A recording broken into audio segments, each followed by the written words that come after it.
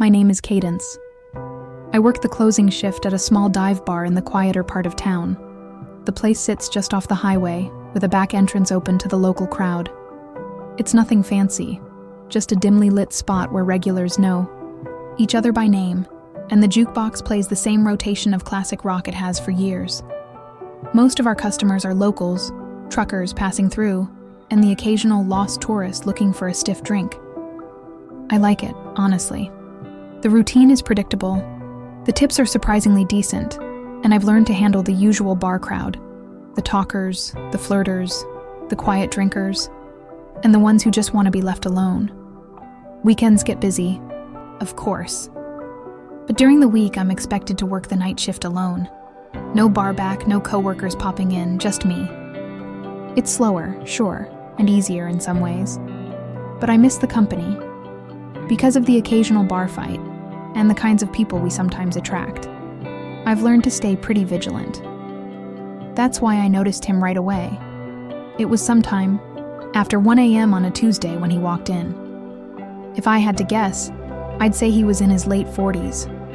Clean cut, well-groomed, not the kind of look you'd expect for someone his age in a place like this. He wore a black turtleneck under a black trench coat, well-dressed but casual about it. He had this quiet air of sophistication, the kind that whispers money, not flashy, not loud, just present. He scanned the room slowly, then moved straight to the bar and took a seat. I remember thinking he had oddly good posture, but that's neither here nor there. When I walked over, he glanced at the shelves behind me and ordered something top shelf without hesitation. As I poured, he smiled and asked if I liked working there. Harmless enough. I told him yeah, and returned the smile, making some joke about being a bartender. I wish I could say he gave off a creepy vibe, but he didn't. He seemed like a solid guy, the kind of dad who high-fives all the kids after a little league game. We chatted a bit, and I didn't mind. The bar was quiet. Eventually, he asked if I'd ever thought about doing something bigger.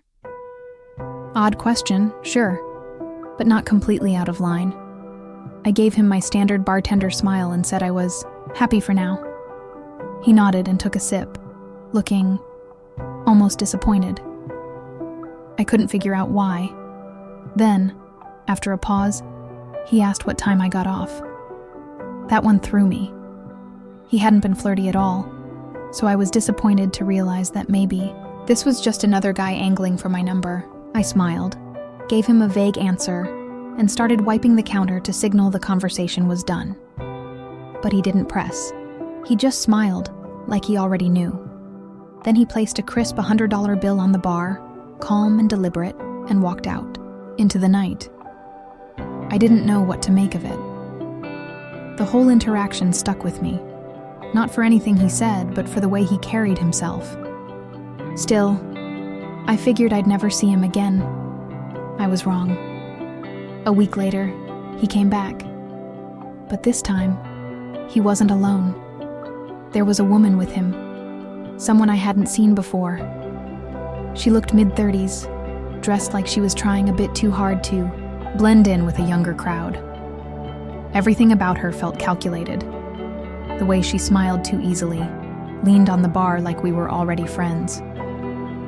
As I placed napkins down, the first thing she said wasn't hello. It was, "You're so pretty." Her fingers brushed my arm, lingering just a second too long. I laughed and thanked her, but something about her was off. The man didn't say a word this time, which was strange considering how chatty he'd been before. They ordered drinks, and then the questions came. How long had I worked there? How old was I? Small talk, on the surface, but it didn't feel casual. She was studying me. At one point, she looked at the man, and they seemed to communicate without speaking. Then she turned back to me and said, she ran an exclusive event club. She leaned in slightly, her voice low. We're always looking for young, fun people for private parties. You'd make a killing, 10 grand for a weekend. I forced a laugh, and said it sounded too good to be true. She insisted it was real. "Girls like you do it all the time," she said, never breaking that unnerving smile. She kept circling back to it. Fun, safe, exclusive. Then casually, she said, "You should step outside for a second. There's someone who can explain it better." My heart started racing. "I'm good," I said firmly. No smile this time.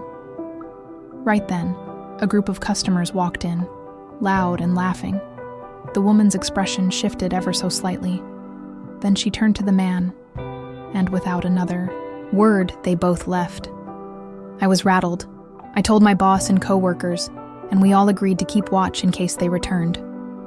My boss reassured me he was always 15 minutes away if I needed him, and we had security cameras. But there wasn't much else to do. They hadn't done anything illegal. Still, a few nights later after closing, I saw a car across the street. Engine off, just sitting there. I tried to brush it off, but the feeling of being watched crept over me like static. As I walked to my car, keys clenched tight in my fist, I kept my head down. When I pulled out of the lot, I checked my mirrors. The car followed. It stayed just far enough back to seem innocent, but every turn I made, it was still there. I took a random side street. It followed. Another turn.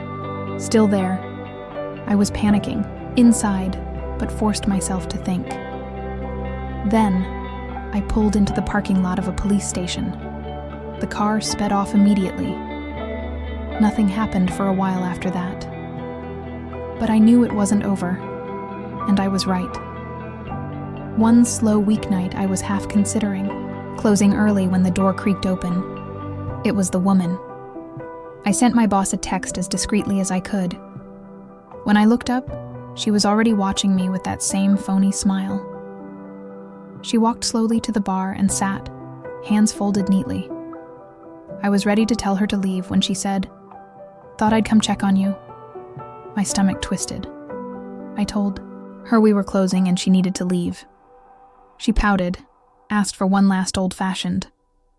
I hesitated, then decided pouring it might buy time for my boss to show up. I turned to make the drink. Then I heard it, the soft click of the front door. I spun around. She was gone. Dread sank in. I walked to the entrance and looked out the glass. A black van was idling just outside. I locked the door immediately. Then, metal rattling from the back. Someone was trying to get in. Grabbed the heaviest thing I could, a metal shaker, and held it like a weapon while dialing 911. I thought about making a run for it, but didn't. I braced myself. Then, headlights swept across the lot. My boss. The sound stopped. A few seconds. Later, the van peeled out of the lot with a screech. I ran to my boss and told him everything. He'd gotten the license plate as the van left. When the cops arrived, they reviewed the footage. It was worse than I imagined. Just before the woman left, the cameras showed two masked figures crouching near the front door, waiting. Another figure was at the back, pounding on it, trying to flush me out. It was terrifying. Worse yet, the license plate was unregistered. No leads, no progress, nothing. The only good to come of it? My boss no longer makes me work alone. Still, every night shift puts me on edge, and I can't stop wondering, how did they know I'd be working alone? And what would have happened if I'd run out that door? I used to work the night shift at a gas station, an SLC convenience store off a quiet stretch of highway. I say used to, because after what happened a few months ago, I swore I'd never take another night shift again. The place was small, the kind of station that barely sees any traffic once it gets late. Most nights, I spent my time restocking shelves, wiping down counters, and ringing up the occasional trucker or traveler passing through. I remember the night vividly. It was just after 2:30 in the morning. Even the truckers had stopped rolling in, and the station was dead silent. I stood behind the counter, aimlessly scrolling through my phone, trying to make the time pass. At one point, I stepped outside for some air. It was cold. So cold I could see my breath in the air, thick and hazy. Everything was quiet, just the empty lot, the soft glow of the neon sign flickering overhead, and the dark tree line across the road. That's when I noticed him. Out of the corner of my eye, I saw movement near one of the pumps. A man was standing there, half hidden behind it. I hadn't heard a car pull in, hadn't seen anyone walking up. He wore a dark red hoodie with the hood pulled up, hands shoved deep into his pockets. There was no vehicle, and he didn't look like he was heading inside either. He just stood there. Not still, though. He was shuffling slowly in this weird circular pattern, like he couldn't decide what to do next. Something about him made my skin crawl. I slipped back into the store but kept my eyes on him through the glass. I didn't want to overreact, so I tried to play it cool, half hoping he'd just wander off. But after a few minutes, he started walking toward the entrance, slow at first, then pushing the door open suddenly, like he'd made up his mind. He walked straight up to the counter but didn't say anything, just stared at me. I could feel him sizing me up. Then, in this rushed, mechanical way, he said his car had broken down just before the pumps. He needed a jump, or maybe just a little gas to make it to the next town. The way he said it was all wrong. It didn't feel genuine at all, like he hadn't rehearsed his lie well enough. I offered to call a tow truck. He refused, too quickly. Said he just needed a flashlight, maybe someone to check under the hood with him. I felt myself tense up. Still, part of me wondered if he really did just need help. People that come in at that hour are often a little off, sure, but some are just weird. I asked him where his car was, and he pointed at the monitor behind me. I turned around, and sure enough, there was a car parked out there. But then it hit me. I had just been outside. I would have seen that car. I stared at the monitor again, closer, this time. That's when I saw it. Movement near the back bumper.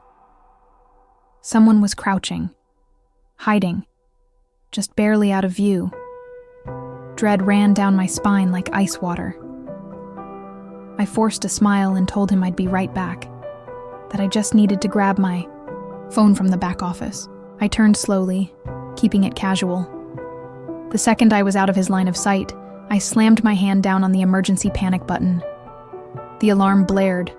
I expected him to panic, to yell, maybe run at me, but he didn't. Instead, he relaxed, dropped the act completely. His entire body language changed.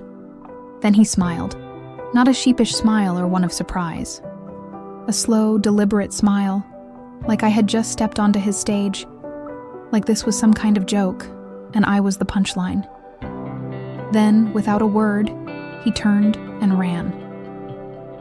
I rushed to the monitors and caught sight of both him and the guy who'd been crouching by the car. They were sprinting into the woods behind the station. Not toward the car, into the trees. The car stayed where it was. No lights. Engine off. No one inside. When the police arrived, the car was still there, but the men were gone. No footprints. No sign of them anywhere. Then one of the officers pointed, something out I hadn't noticed. The front passenger door was open. There had been a third person inside the entire time. I gave my statement.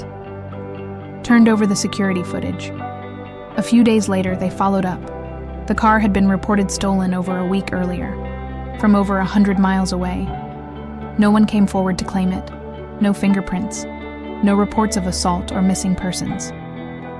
Just a stolen car and a nightmare I narrowly avoided. That was months ago. And still, no answers. I don't know why night shifts attract the worst kind of people, but I know one thing for sure. I'll never work one again. This happened a couple of weeks ago. I work the night shift at Walmart. It's not the worst job in the world, but after a while, it starts to feel like you're just floating through time. The nights blur together. Same shelves, same routine, same dull hum of the overhead lights. Hopefully something better comes along. I usually hang around and stalk the electronics section. It's quieter than the other areas, which I like. Not many people show up at 2 a.m. looking for phone chargers or Bluetooth speakers. Most of the customers are night owls killing time or truckers grabbing supplies before heading back out. That's why I noticed him. At first, I didn't think much of it. Just another guy wandering the aisles, maybe waiting for someone. But after a few minutes, I realized he wasn't shopping. He wasn't even pretending to. Every time I looked up, he was nearby, either hovering in the next aisle or standing too still near the clearance section. He wasn't looking at anything. He was just watching me. I told myself I was overthinking. And it's a big store. Maybe he was just taking his time, but the way he kept moving, just close enough to stay in my line of sight without ever interacting, it started messing with me. It felt intentional. I figured maybe he was going to approach me and ask something, maybe my number or something weird. But he never did. It was like he wanted me to notice him. And that didn't make sense. I went to radio someone, but realized the batteries in my radio were dead. Great timing. I debated going to find a manager when I suddenly felt a hand wrap around my arm. I nearly jumped out of my skin. Before I could react, a woman's voice rang out, loud, cheerful, overly familiar. "There you are," she said, like we were old friends. She started going on about how she'd been looking all over for me. I turned to look at her, totally thrown off. I had never seen this woman in my life. But she was smiling, gripping my arm tightly, like we were close. Before I could speak, she leaned in and whispered, low and urgent, "That guy's been recording you. Follow me." My stomach dropped. I glanced back. The man was still there, and now he wasn't even pretending to browse. He was just standing there, staring directly at me. A cold wave of fear crept through me. I let her pull me. I didn't even question it. The way she acted, loud, casual, like we were just chatting, was so convincing. I clung to that. I was beyond grateful that someone had realized what was happening and stepped in to help. She kept rambling as we walked, talking about some trip or an inside joke. I could barely process her words.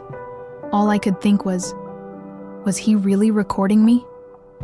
I wanted to check if he was following us, but I couldn't bring myself to look back yet. She led me through the store quickly. I barely registered where we were going, just that we were moving, away from him. Honestly, I expected her to drop the act eventually, but she didn't. Even when I glanced back and saw the man was no longer following us, she didn't stop. I told her we were good now, that we should go find a manager, but she just squeezed my arm tighter. "He's still lurking," she said. I started thinking, so what? What's he going to do in a store full of employees? At first I'd been scared, but now that I wasn't alone, that fear was giving way to logic. I told her again we should stop, and I twisted slightly to loosen her grip. "You can let go now," I said, but she didn't. She just smiled. Only this time, there was something off about it. "Come on, just a little further," she said, tugging me harder. That's when I looked around. The store was basically dead. We'd moved past the registers, past self-checkout, past the aisles that see the most foot traffic. Ahead was the warehouse section, dimly lit, almost empty. And beyond, the side exit, the one with no cameras, the one employees use for loading shipments. That's when it hit me. She wasn't helping me. She was leading me out. I didn't think. I just acted. I screamed for help and yanked my arm free with everything I had. Her grip slipped just enough, and I broke away. I ran. Hard. As I bolted, I heard her yell something behind me. She yelled for me to come back. Then she called out my name. Never gave her my name, I didn't stop running until I saw a coworker sprinting toward me. He'd clearly heard me scream. I told him to call security, which he did immediately. By the time we looked, both the man and the woman were gone. Security reviewed the footage. Just as I feared, they had walked into the store together. She had been with him the whole time. The man's face was clear as day in one of the frames. Hers, always turned away. It felt like she was the mastermind, and I was furious the cameras never caught a clear shot of her. Every part of it had been planned. The police got involved. They called it a failed abduction attempt, and I'm still waiting for answers. That man should be easy to track down. His face is on tape. But the worst part? I still don't know how she knew my name. They didn't just pick me at random. I was a target.